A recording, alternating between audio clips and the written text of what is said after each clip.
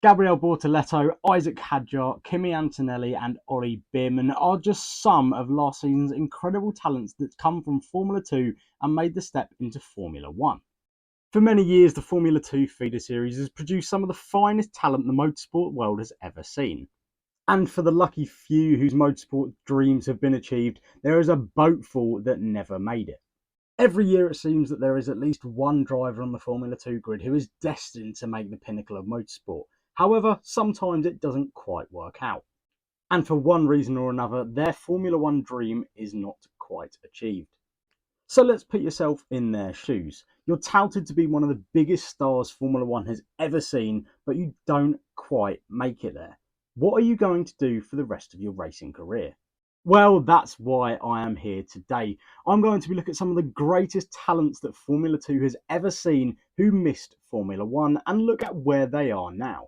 From Theo Pourchaire to Rafaele Marciello, did they deserve an F1 seat or did they find something better elsewhere?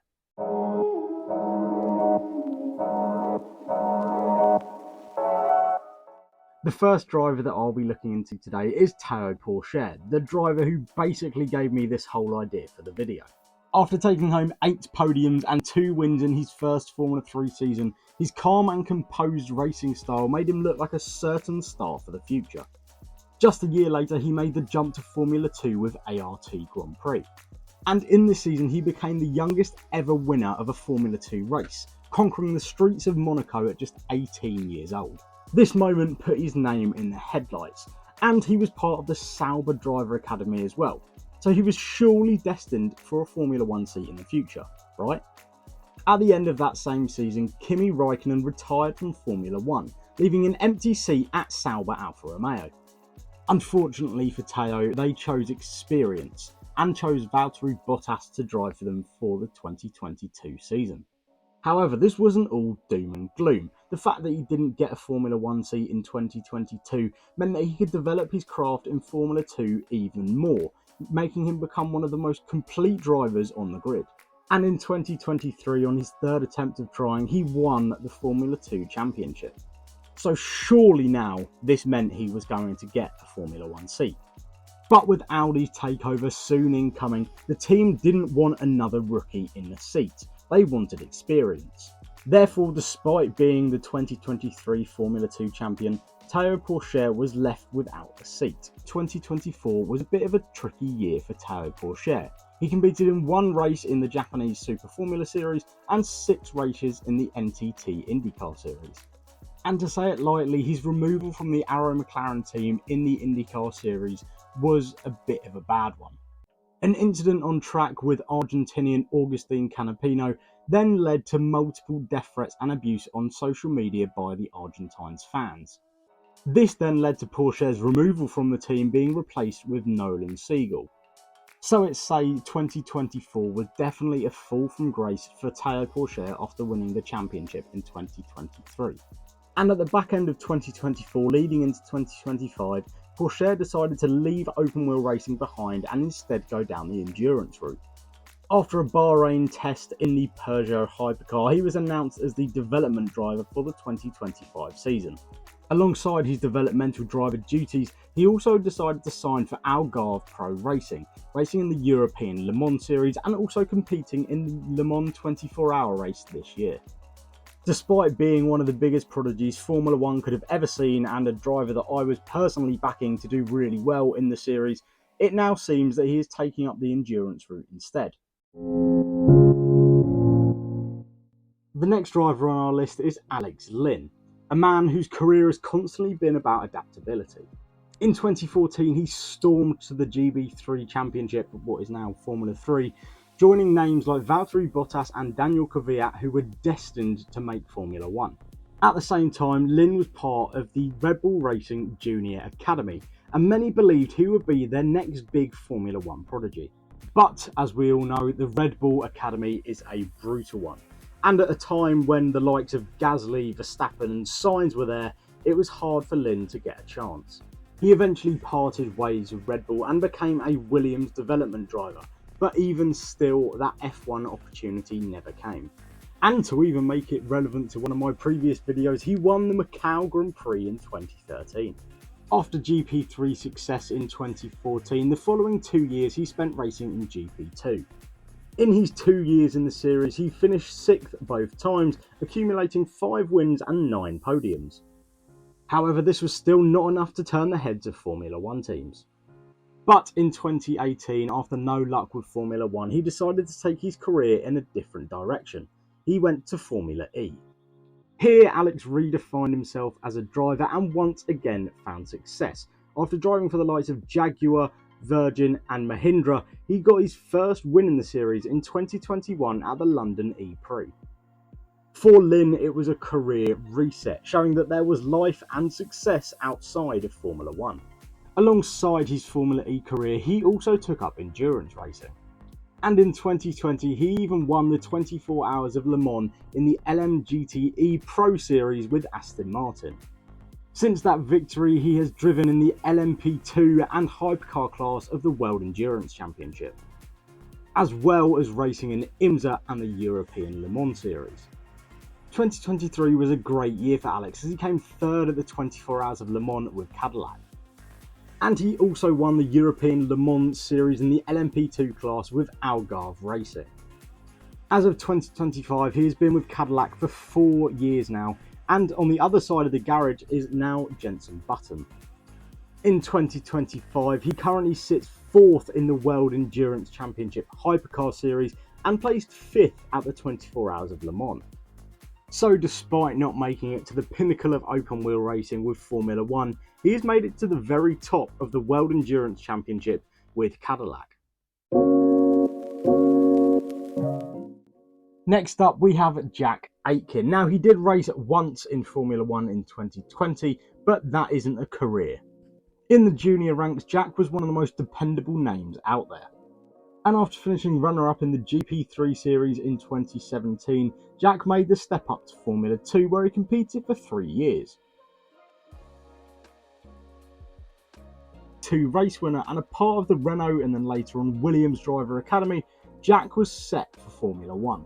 During his time in Formula 2, he built up a reputation for being an aggressive yet calculated driver, beating the likes of Lando Norris and George Russell.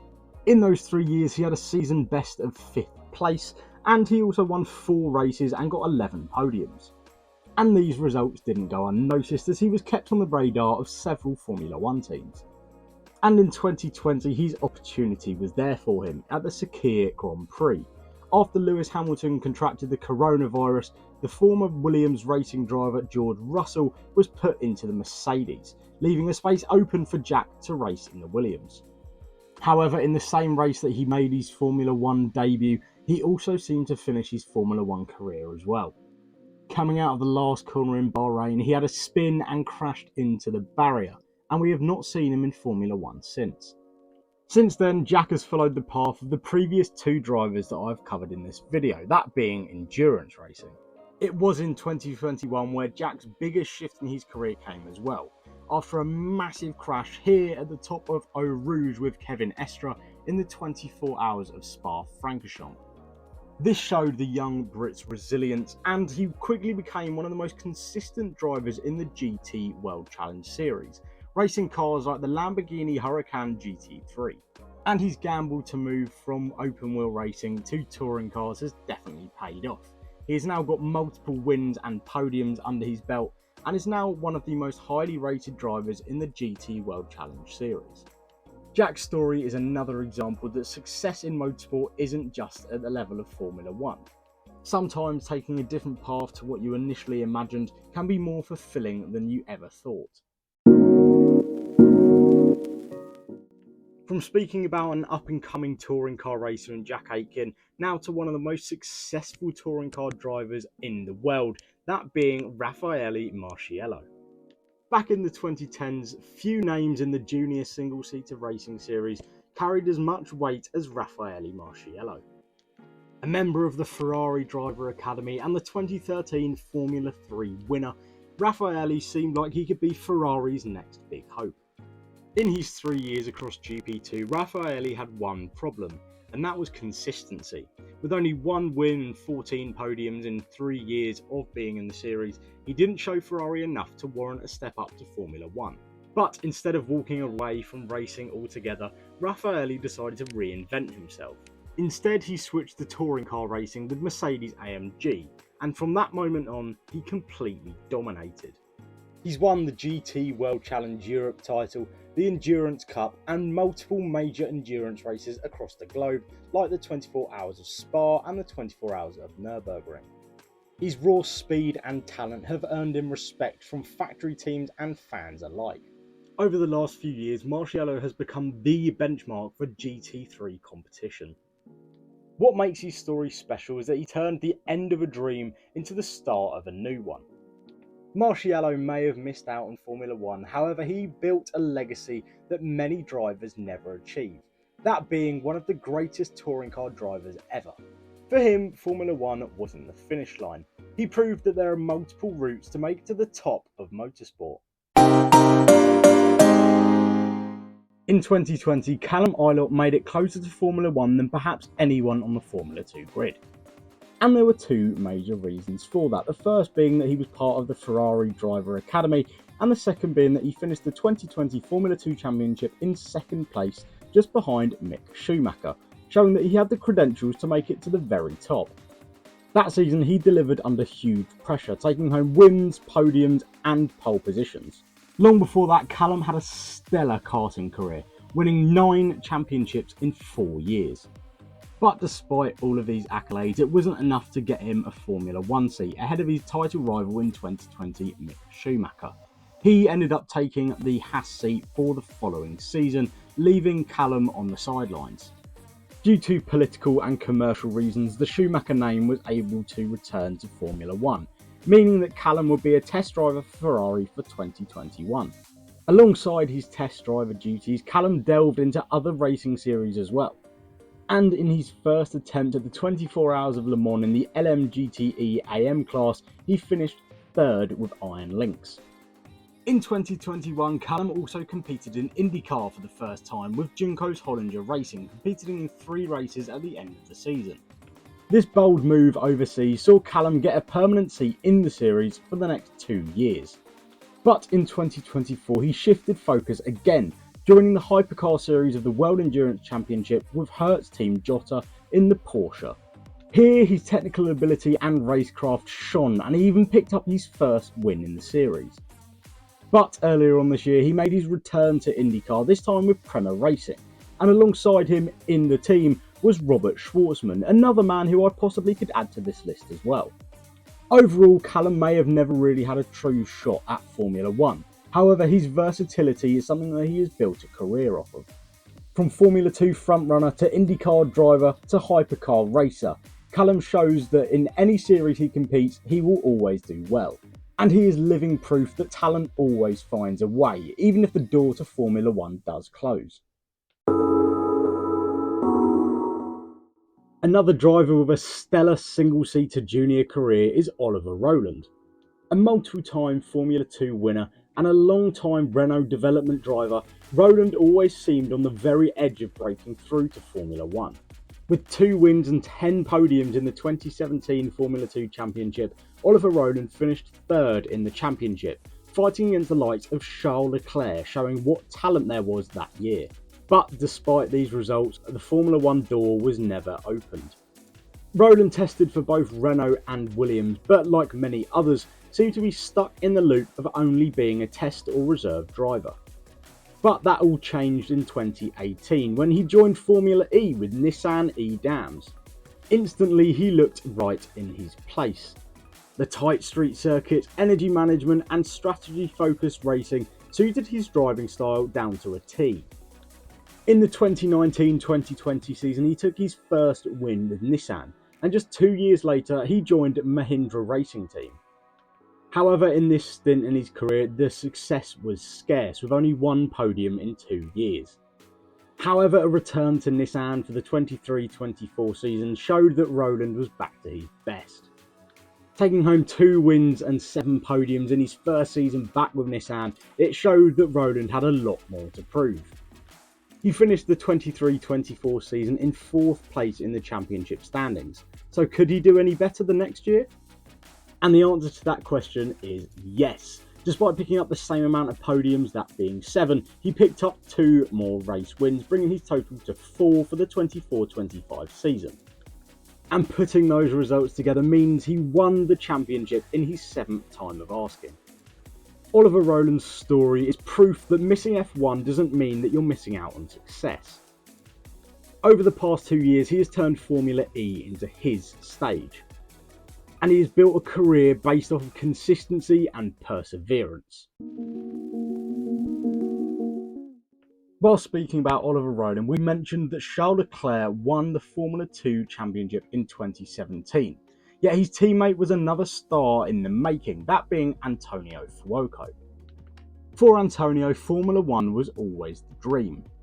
He was a long-time member of the Ferrari Driver Academy and looked like one of Italy's next big hopes, and for a long time his and Charles Leclerc's careers looked like they were going on the same trajectory. Fuoco was fast, technically gifted and a proven race winner. And despite finishing 4th in the Formula 2 Championship in 2017, he soon found himself without a seat in single-seaters. But in the world of Ferrari Juniors, the competition was fierce. And with Charles Leclerc making the jump to Formula 1, Fuoco's career seemed to stall. Rather than stepping away, Fuoco embraced a new opportunity. Ferrari brought him back as a development and touring car driver, and his experience and talent behind the wheel was invaluable. And from 2018 through to 2021, on paper it looked like Antonio's career dried up a little bit. In this time, he drove in the GT World Challenge and endurance events, helping Ferrari develop their next generation of race cars. 2022 would prove a pivotal year for the career of Antonio Fuoco, as his intelligence and talent behind the wheel helped Ferrari come back to their best in endurance racing. In that year, he placed 3rd in the World Endurance Championship LMGTE Pro Series and also finished 3rd in the 24 Hours of Le Mans in the same series. Alongside this, he also finished 3rd in the Intercontinental GT Challenge that year and also finished 2nd in the GT World Challenge Europe Endurance Cup. In 2023, he made a step up from touring cars to hypercars with Ferrari AF Corsa. And despite not picking up any wins in the World Endurance Championship that year, he finished 3rd in the championship with 4 podiums, showing just how consistently good he was. And he also finished 5th at the 24 Hours of Le Mans. But it was 2024 where his name was in the headlines. And despite finishing 2nd in the World Endurance Championship with 1 win and 3 podiums that year, it wasn't his biggest achievement, as he went on to win the 24 Hours of Le Mans in the Hypercar Series, which funnily enough was a race that I was at. And with just 1 round left of the World Endurance Championship this year, Fuoco sits 5th with the number 50 Ferrari car. He has brought home 1 win and 3 podiums with the team this year, but just look at this top 10. Look at the amount of star-studded names are in there. Fuoco's career shows persistence and patience. Fuoco may not have achieved his dream of racing in Formula 1, but he may have achieved something equally as special, as leading Ferrari's charge to the top of the World Endurance Championship in recent years is something truly remarkable. Fuoco's career, like all the others on this list and many other names that I have missed out, showcased that racing royalty isn't just achieved through Formula 1. Sometimes it's the drivers who don't make it there who end up writing the most interesting stories of them all. Every year, hundreds of drivers dream of reaching Formula 1, but for only a select few that dream is achieved. And for every Leclerc, Norris or Russell, there is always another driver who came this close to making it there with them. They could have been champions, prodigies, race winners and the next big thing. Yet the path to F1 is narrow, and sometimes talent isn't just enough. But what's fascinating for the names I've mentioned today, and the hundreds that I have also missed out, is what happens after. These drivers didn't just fade away. They find new homes, new challenges, new opportunities, and even sometimes greater success. But instead of being remembered for what they didn't achieve, they've built legacies in their own right. And that's because motorsport success isn't defined by a single series. It's defined by passion, development, and overcoming challenges you may not have seen in your junior career. And that is something that all of the drivers I've mentioned today have shown. Formula One may be the ultimate dream, and for many it may be seen as the only path of motorsport success. But for many motorsport greats, success just took a different form. Thank you for watching today's video. I thoroughly enjoyed making this one, and I hope you did too. If you did, please leave a like and subscribe to the channel, and leave any comments or questions down below. And I'll be back next weekend for yet another video.